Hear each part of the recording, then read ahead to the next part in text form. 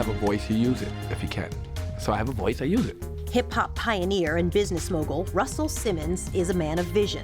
You can't fail until you quit.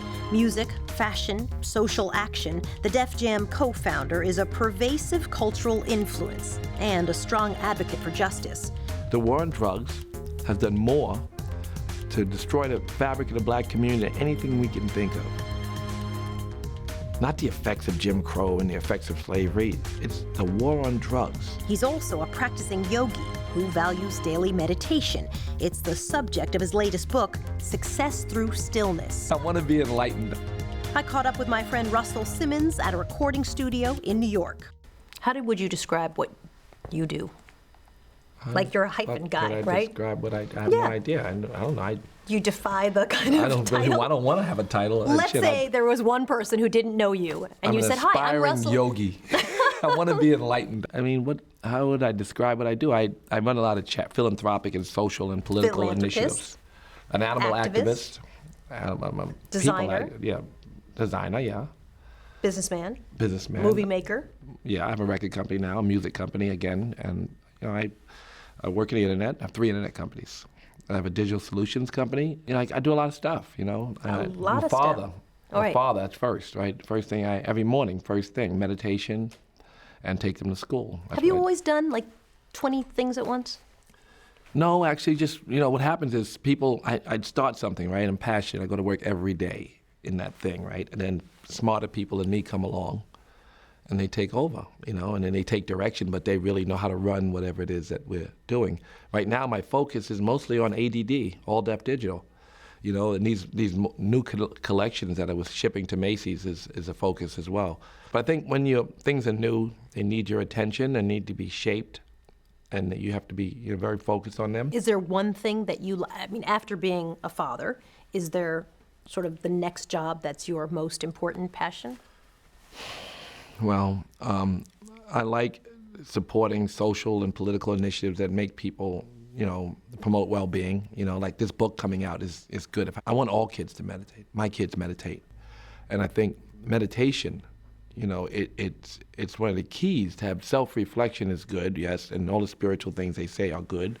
But the research on what it physically does to the brain and what it does to the immune system and the nervous system and what it does to change people's life, connecting the left and the right side of the brain. And it goes on and on about all the gifts that come from people sitting still for 20 minutes a day, a couple times a day. When did you start meditating?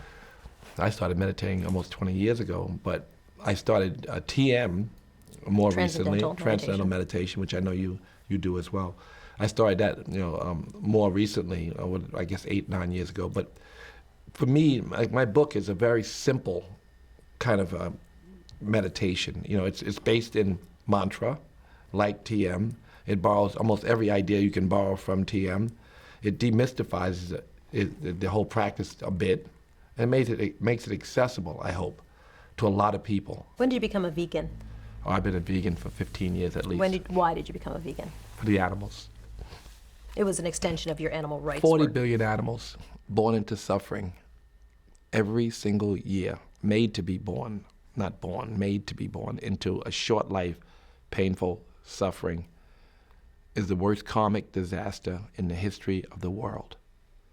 People will say, oh, why would you not take the Holocaust or slavery or the worst karmic, worse. People say, it could get in trouble for saying it's the worst karmic disaster in the world. Why is it the worst? Every single year we commit this. Horrific disaster. The abuse of those animals. And I don't have to eat anything. Do I look sick? I'm 90. I don't feel sick. I'm in good shape. Put both my feet behind my head. I haven't eaten animals in 15 years. I don't eat animals. Don't need them or their products. We don't need them. Dominion over the animals does not mean abuse of 40 billion animals every year. What does karmic disaster mean? The collective is involved in mass abuse and torture and murder. The collective, all of us, are taking part. I just left Fashion Week, and everybody in the audience had on fur. Sitting in the skins of animals, many of those skins are taken off live animals while those animals are still alive. Makes the fur shine. Think that's not cruel? think that what God meant by dominion over the animals, if you have a God, do you believe that he meant that dominion over the animals means to rip the skin off them while they're still alive and then put them on your back? And when you can put anything on your back nowadays, all kinds of fabrics to keep you warm. Tell me a little bit about philanthropy in general for you. My brother, Danny Simmons, is a painter. My other brother, Joey Simmons, is a poet. My father was a poet. My mother was a painter. I say he's a poet, but he's a rapper, Reverend Run DMC. So we've been in the arts, and I produce music, and I fancy myself an artist at times, but I also, exploit art, right? I work with artists. I help them develop or realize their dreams. So I love art, and I love artistic expression, and I wanted kids to have it because I think it's critical for kids. And I find that, if you're a conduit in a certain way or another, then you can really just press buttons, especially in, with celebrity. Celebrity allows you to do a lot of stuff, connecting Muslims and Jews in 40 countries. The Foundation for Ethnic Understanding. Why was that? I mean, you're not Muslim, easy. You're not Jewish. No, but it was easy. It was all easy? These Jewish friends, and I had these Muslim friends. It started with a meeting with Rabbi Snyder, who's at the time the secretary of the World Jewish Congress. In his foundation, I was on his board. And I took over the board at that time. I became a chairman. He's still the president, but I became a chairman because it showed me how much courage he had to want to have that dialogue. And then we took on the idea of promoting, exchanging pulpits with imams in synagogues and rabbis in mosques. That was a moment, because they need it so badly. And it's so easy to do. Like you get them in a room, they're like, he's a nice guy. Even Farrakhan and Rabbi Snyder, all they want to talk about who came off the mountain at what time. It's like a bunch of, but in the end they agree that the basis of their religion and their ideas is love. Where do you find the time? I mean, I know you say it's easy, but I got still. plenty of time. I have time to leave here and go to lunch. You have I go to 20 the office. businesses, at least 30, 40 businesses. No, I don't have 40. You have 20 I at don't least. know how many I have, but it's not 40. 25. I have a lot of smart people and I have less businesses than that for sure. Not even You 10. have more than 10. Not even 10. You have more than 10. No, I have the all-deaf digital. It's one music, one thing, but it has components to it. I have fashion, Argyle culture. I have You write books. I write You're in films. Well, films and books. Well, I'm in the film business, yes, and I'm an author, yes, I guess. And you got the yoga thing going, the new spiritual center and yoga center. So that's a thing. That's a thing. I guess if you count things, then I have more things. I don't have. They're not all businesses until we're getting mired in semantics. I got a lot is what of I'm stuff saying. going on. I'm hands-on. I mean, I know what I want to do. See, I don't know a lot of stuff. I have gut instincts on many things. I really do have a really charm. I have an easy life. I don't work that hard. You were on Twitter talking about Philip Seymour Hoffman's death and your perspective sort of about drug laws and his death. All I said, if he were alive today, would he go to jail or rehab? And that said, end the war on drugs. The war on drugs has done more to destroy the fabric of the black community than anything we can think of. Not the effects of Jim Crow and the effects of slavery. It's the war on drugs. They've taken innocent, diseased people, locked them up, educated them in criminal behavior, and dumped them back in the hood with no hope. That became jail culture for the hood, not for the school, not for the prison. I mean, prison has it. You learn, you're educated in how to do things that you never would have done just by, and whites and blacks, don't they use and sell drugs at the same rate? You can't have like the Rockefeller drug laws. When we were ending those laws, 94.5% of the people are black or brown, incarcerated under the Rockefeller drug laws in a state which was not 94% black and brown, right? And we incarcerate more people than anybody in the world. You know that. America is responsible for locking its own up and creating criminals, and a cycle of criminality comes, in our communities because of this process. Michael Sam, number 52, just came out of the closet right before the draft, and it's sort of started a little firestorm, I think it's fair to say. You've been very vocal in gay rights. Tell me why, and then tell me a little bit about what you think about this young guy. People are suffering. People need to wake up, consciousness, and it's always the same thing, right? You have a voice, say gays should get the rights that the rights that we want for ourselves, the rights that we should give to others. The respect that we demand for ourselves, we should give to others. That's a simple mantra I try to live by. So I want to be able to get married again. Not now. Well, let's hear what news you're making for me. Go ahead. I want to get married again. People should have the right to get married. People should have the right to live freely in our society. So things like that are obvious. If you see an injustice and you don't say anything, then maybe you have other issues. This kid, if he ends up playing in the NFL, and he seems that he's going to play in the NFL. He's got to get through the draft, but he'd be the first openly gay NFL player. Well, good for him. Bad for America that he's the first openly gay. There's a lot of gay football players who'll be proud of him and rooting for him. Gay football players right now in every locker, in almost every team, who are rooting for him. And straight guys like me rooting for him. So that's good. I think it's unusual to have someone who is running companies, but who also has this very strong stance in terms of activism. When you have a voice, you use it if you can. So I have a voice, I use it. So as a person who runs a company, I've been in Congress to promote a law. I influence, I promote for the president to get him in office, right? I traveled around this whole country. And for other politicians, I've supported them. So I have an undue amount of power. I shouldn't have it. I get to talk about laws. So my celebrity allows me the freedom to influence things that shouldn't. My celebrity and money. I should not have influence. Citizens should have influence as individuals. Corporations should not. I just know that. Corporations should not have this kind of, like the Citizens United. It's horrible. Anybody can wake up and run for president if they have the money. Everybody else can't. And the ones who wake up with enough money can be president. With the choice words, enough advertising. It's not, we should have public funding for politicians. We should have a way to protect ourselves from corporations running our government, and we should have a way to promote for the people to run the government instead. We should not have corporations over people running our government. Corporations are here to exploit people. They should not have undue influence on politicians. That's not what the American system is built for, to have people paying politicians to do their bidding.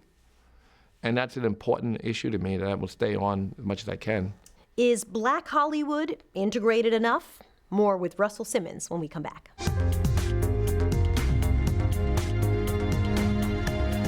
Only on Al Jazeera America. I live that character. Go one-on-one with America's movers and shakers. We will be able to see change. Gripping, inspiring, entertaining. No topic off limits. I'm like, Dad, there are hookers in this house.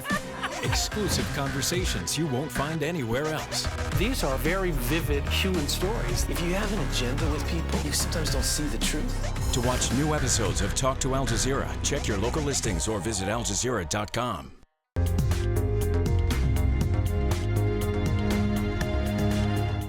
Welcome back to Talk to Al Jazeera. My guest this week is Def Jam co-founder Russell Simmons. What were you like as a kid?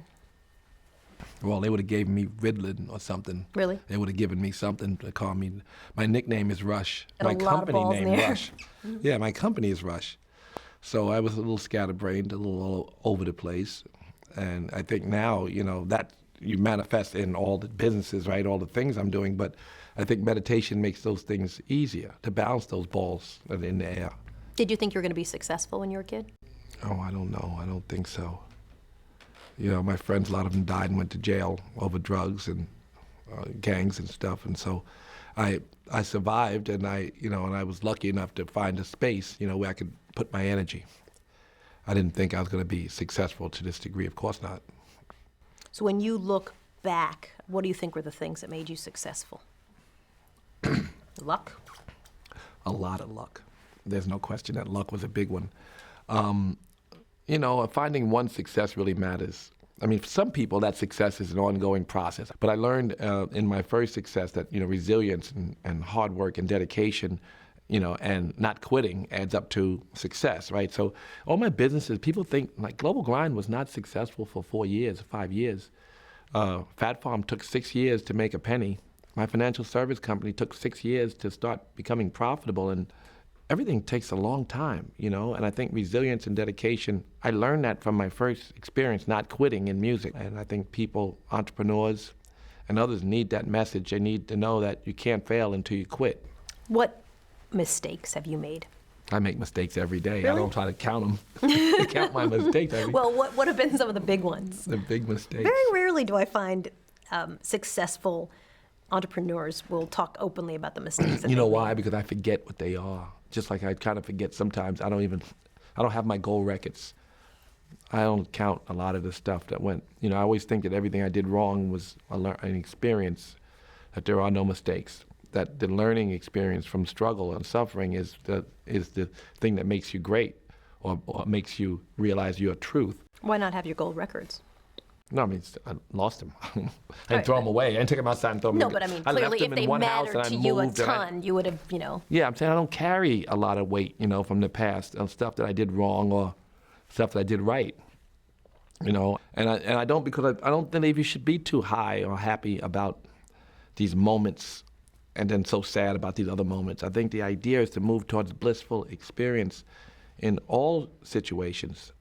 I believe in enlightenment, Christ consciousness, nirvana, samadhi, taqwa. Muslims have this idea of being awake and enjoying the moment and not carrying the weight from the past or having anxiety about the future or the past. How do you think you've inspired younger musicians and producers and people in the industry? Well, it depends how young. Well, you know, I was like, thinking of Ludacris. You know, he's a big fan of yours, and I think he thinks of you as someone who's kind of led it by example of things that he could do. I don't think he's out as much as you are, but he's definitely philanthropic. Oh, a lot of hip-hop artists stick their neck out and have big mouths when it comes to issues that matter. And a lot of hip-hop artists have philanthropic, social, and political initiatives. The philanthropic, if you name an artist, there's a charity. If you Lil Wayne builds, you know, things in parks, skateboard ramps in parks, and of course the Ludacris Foundation is one that you think of, but you know, everybody's got a name for a foundation. Everybody's got something they're giving back. You know, Eminem does good work. Everybody gives. Not like congressmen, can't name their charities, but you can name the charities for all the rappers. So, you know, they get, you know, a lot of for telling the truth.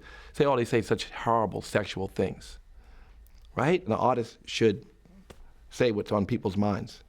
That's an artist's job, to tell you what people are thinking, not what they'll say, you know, or what they're taught to do, what they're thinking. Artists are from inside out.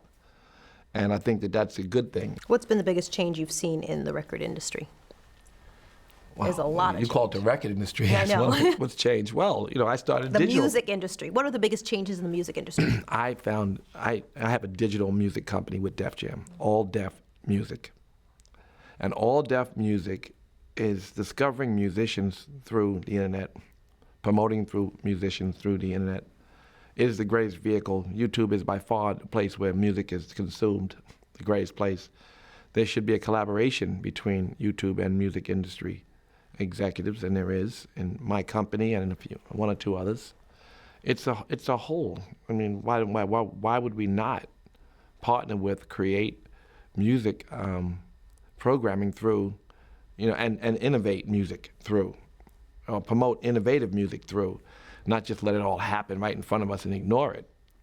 So the business has changed. The music business is dramatically shifted, and all of the other forms of revenue are the great ones to look forward to, and to how to promote them and manage them and develop them should be on the minds of executives, not to sell how to sell a CD. They're very slow. I remember the Napster guys came to me and said, we want to meet the head of, and I called the head of the company, the chairman. He's like, don't talk to them. Don't talk to them? Well, they're talking to you, you know, whether you like it or not. So you sued them, but there's still a new Napster, another creative, another innovate. When innovation comes, you have to embrace it and use it. And I think that's what the music industry hasn't done well. And they're getting into it now. What musicians do you like? I sat with Kanye yesterday. Yeah, he's genius, I think. He's a genius. Troubled genius sometimes. Well, he says the truth. You know, a lot of times people don't like it. He doesn't say it. He's not the best messenger for the truth all the time, but he says a lot of truth. stuff that we feel but don't say. It's what artists are supposed to do. I like Rick Rubin as a producer. He's so talented. I watched him his whole career. It's brilliant. I like that kid J. Cole. I like Krishna Das. Sings all those devotional songs. It's beautiful. So I like a lot of different kinds of musicians. Pharrell's having his moment. Pharrell, that's my man. I love him. He's a great producer. Yeah, there's a lot of very talented people. A lot of cool stuff out. Let's talk for a moment about Black Hollywood. Black Hollywood. I've seen Black Hollywood come and go.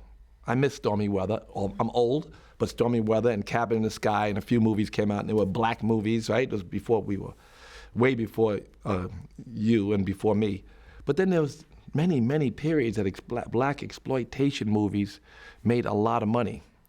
My understanding is that Kevin Hart's movie has done over $100 million, and that 85% of the people who've gone to see him have been African American. Is that a bad thing, or is that a good sign for the power of the black audience? It shows that there's a huge market and is a huge white space that should be filled, and that's what Hollywood is doing. They're filling the white space. But when Martin and Jamie and Cedric and Bernie and Chris Tucker and Dave Chappelle and Steve Harvey and Bill Bellamy and Cedric the Entertainer and Dave, I mean, Every I go on, all famous those black guys, comedian we could think of. They came off Def Comedy Jam. There was agents by the stage who were inclusive and put them in places where they could excel. When they're living in a ghetto, they don't excel. So lately, we see Kevin Hart. They put him in a movie. J.B. Smoove is another comedian who crossed over. They both did Def Comedy Jam 10 years ago too. They both were on the show. And J.B. Smoove is an artist who got an amazing break. He lived up to the promise on Curb Your Enthusiasm. Integration or Fish Out of Water, outside the ghetto, he could perform. 20 black comedians wanted that role. Integration is important. Hollywood doesn't understand that. They say they do, and they make money doing it sometimes, like Fast and Furious. And, there's no scandal without the black girl. And she's the first one since Julia. You don't remember Julia. It's before your time. That's the last time a black woman was in an integrated show as a lead. Why is it Julia. taking so long? Why? I want you to say that again, Julia. Only the old people are going to know Julia. Why? You got to be 50 to know Julia. Diane Carroll was Julia. Good girl. That's right. And now it's Kerry Washington. But why is it taking so long? Because the America we live in is far more integrated than it was in Diane Carroll's day as Julia. The America we live in is far beyond Hollywood. Jerry Springer is more integrated than Hollywood. So I'm not going to complain about it. I want to do it. I want to make movies and TV shows that reflect the new America. Why is it bad for Will Packer and Kevin Hart to say, hey, listen, black audience, black guy, forget it. Nothing We're wrong going with to that. stay in this lane. Oh, my God. When Chris Tucker was with Charlie Sheen was not hot. But he was an invitation to white audiences. And Kevin Hart is such a big pop star. Kevin Hart deserves an international pop audience as well as being a lead in a black movie. And I'm sure that people are looking to find those vehicles. But my point is, there's a lack of integration in Hollywood. And they're progressive, sweet, compassionate group of people. More so, I'm sure that middle America who hates Hollywood and some conservative groups who don't, they call their site that hates progressive ideas, Big Hollywood. I'm sure some of them are happy to hear that they don't practice what they preach when it comes to integration, when it comes to, being inclusive. They can see some results from some movies and they will do what they see makes money, but they don't understand how to integrate properly. And that's okay. I mean, there are people who are, but it's also an infrastructure. The black agent represents the black guys and he's segregated from the, it's a very lily white, white executive field. And although they may be progressive, Hollywood itself, if you live on Doheny Place, you're black, you're the only one. So they live in a very segregated environment as well. So I think we have to push the people who tell the stories to help make America better, not to hold it back. And that's what I think we can do. More with Russell Simmons in a minute on Talk to Al Jazeera.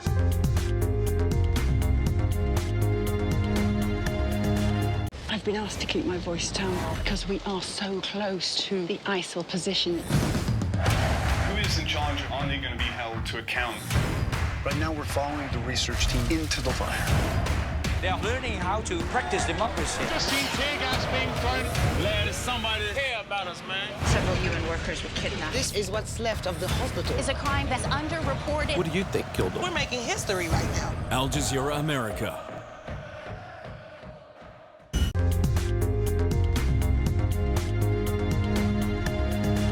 You're watching Talk to Al Jazeera with Russell Simmons. There's a couple people who are quoted talking about your success, and they always say, the reason you're successful is you're authentic. You know, That's nice. What do you think they mean by that you're authentic? I hope that everybody has, desire, wants to be able to express themselves in an honest way. I like what I do in every instance, or I don't do it. What does the next 10 years look like? How old are you right now? I'm 90. You are I'm not. 56. So you'll be on your way to 70 in 10 years. Yeah. What's Russell Simmons doing at 65? 10 years from now. Well, I want to be doing the same thing that I'm doing now.